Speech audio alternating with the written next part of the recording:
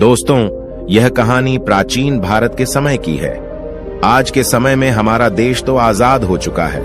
हम स्वतंत्र हैं, कहीं भी और जा सकते हैं, लेकिन हमारा मन स्वतंत्र नहीं है। वह हमेशा गुलाम बना रहता है। हम शारीरिक रूप से तो स्वतंत्र हैं, लेकिन मानसिक रूप से हम गुलाम होते जा रहे हैं। मानसिक पीड़ा से हम ज्यादा परेशान रहते हैं। तो आज की यह सच्ची घटना आपके दिमाग की गुलामी को अवश्य दूर कर देगी। आपके दिमाग में हो रही उथल पुथल को शांत कर देगी। आपका शांत मन शांत हो जाएगा। दोस्तों, एक बार की बात है, निचले हिमालय की पहाड़ियों में बसे एक छोटे से गांव में निर्मल नाम का एक जवान युवक रहता था। निर्मल अपने गुस्सैल स्वभाव और शांत मन के लिए पूरे गांव में प्रसिद्ध था। वह बहुत ही गुस्से वाला युवक था। उसका मन एक जगह पर कभी टिकता ही नहीं था। उसका मन हर समय विचारों से भरा रहता था। विचारों के इस तूफान ने उसके मन को पूरी तरह से अशांत कर रखा था। शांति तो जैसे उसके जीवन से गायब ही हो गई थी। वह हर समय अपने विचारों में खोया रहता था और एक तनावपूर्ण जीवन जी रहा था। अपने अशांत मन और गुस्सैल स्वभाव की वजह से उसके घर वाले और गांव के लोगों से भी उसके संबंध अच्छे नहीं थे, जिस वजह से वह खुद को और भी ज्यादा अकेला व अपमानित महसूस करता था। ऐसी अवस्था में वह और भी ज्यादा मानसिक तनाव की स्थिति में रहने लग जाता था। ऐसे ही एक दिन निर्मल मन गिराए हुए गांव से बाहर बगीचे की तरफ जा रहा था। उसका किसी से बात करने का मन भी नहीं हो रहा था, क्योंकि वह अपनी जिंदगी से और शांत मन से बहुत ही ज्यादा परेशान था। उसे कुछ भी समझ में नहीं आ रहा था कि अब उसे क्या करना चाहिए। गांव से बाहर बगीचे में वह हर बार की तरह अपने दोस्तों से मिलकर अपनी बातें उन्हें बताया करता था। आज वह उसी बगीचे में गया तो उसके दोस्तों ने पूछा कि निर्मल, आज तुम बहुत ज्यादा ही निराश हो, इतना परेशान हो। क्यों नहीं तुम उस पहाड़ी के पीछे एक आश्रम है, उसमें एक बौद्ध महात्मा रहते हैं, वह बहुत ही ज्ञानी है। क्यों नहीं तुम उनके पास जाते हो, वह तुम्हारी सारी समस्याएं दूर कर देंगे। अपने दोस्त की बात मानकर निर्मल उन बौद्ध महात्मा से मिलने अगले दिन सुबह के समय ही अपने घर से निकल पड़ा।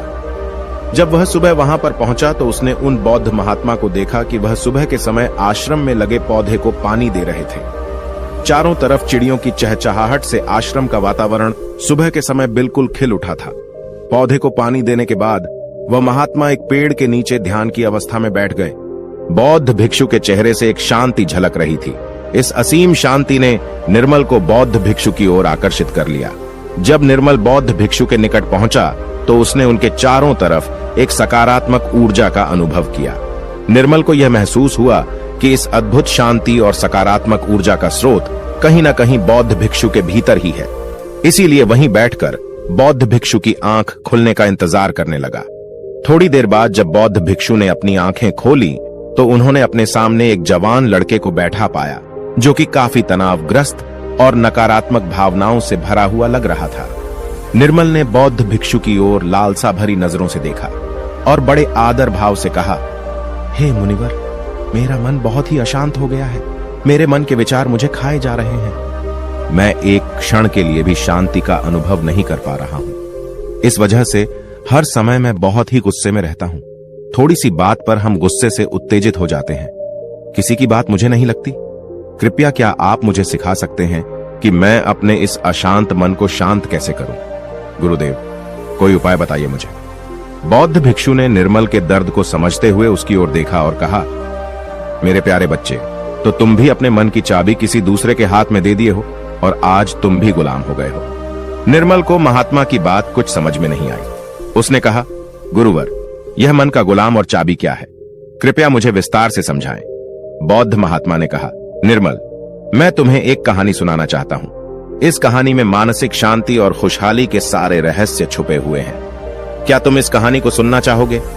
निर्मल ने हां करके अपना सर हिला दिया और पूरी एकाग्रता के साथ कहानी सुनने को तैयार हो गया। उसके अंदर की उत्सुकता अब अपने चरम पर थी। बौद्ध भिक्षु ने कहानी सुनानी शुरू की।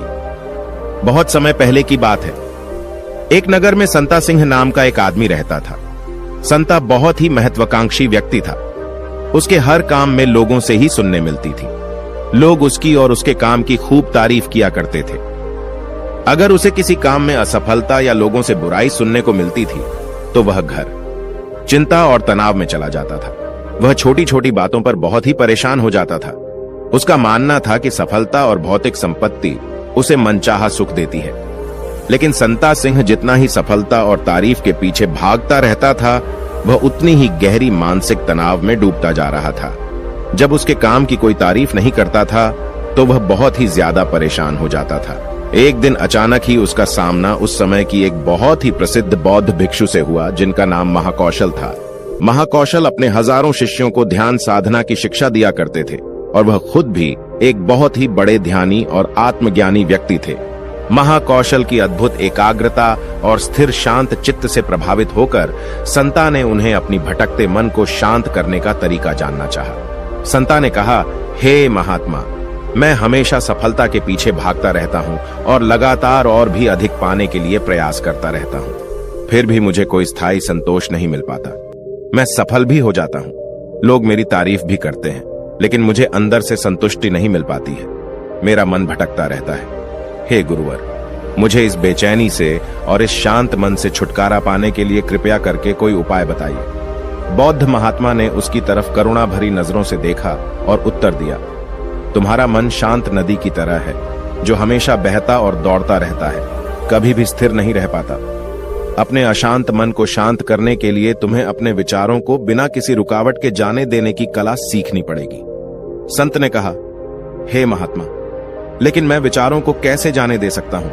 आखिर मैं भी तो अपनी इच्छाओं और महत्वाकांक्षाओं से जुड़ा हुआ हूं। यह सुन भिक्षु महाकौशल मुस्कुराए और बोले, कल्पना करो कि तुम्हारे हाथ में पानी से भरा हुआ ग्लास है। अब तुम जितनी देर इसे पकड़े रहोगे, यह उतना ही भारी होता चला जाएगा, और अगर तुम काफी लंबे समय तक इसे पकड़कर रखोगे तो तुम्हारे हाथ में दर्द होना शुरू हो जाएगा।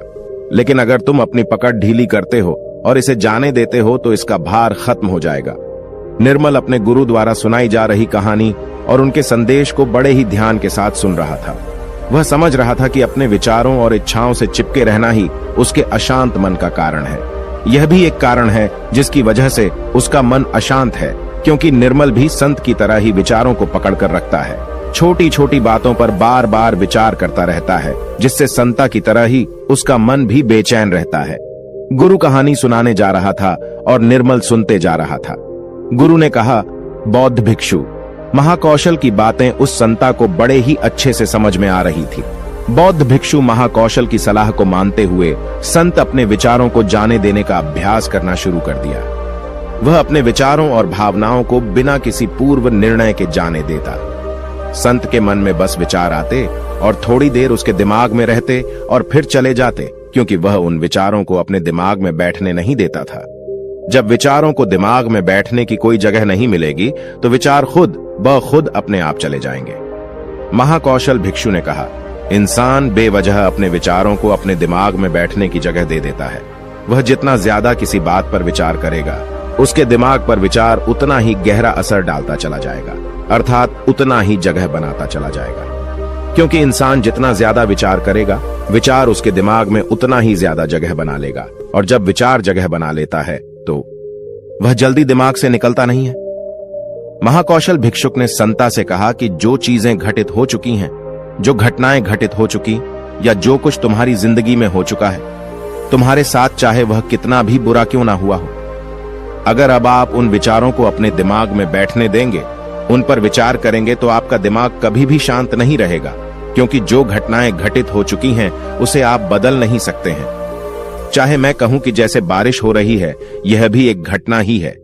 अब बारिश हो चुकी है और हम सोचे न हुई होती तो ज्यादा सही रहता, तो इस बात का कोई मतलब नहीं रह जाता।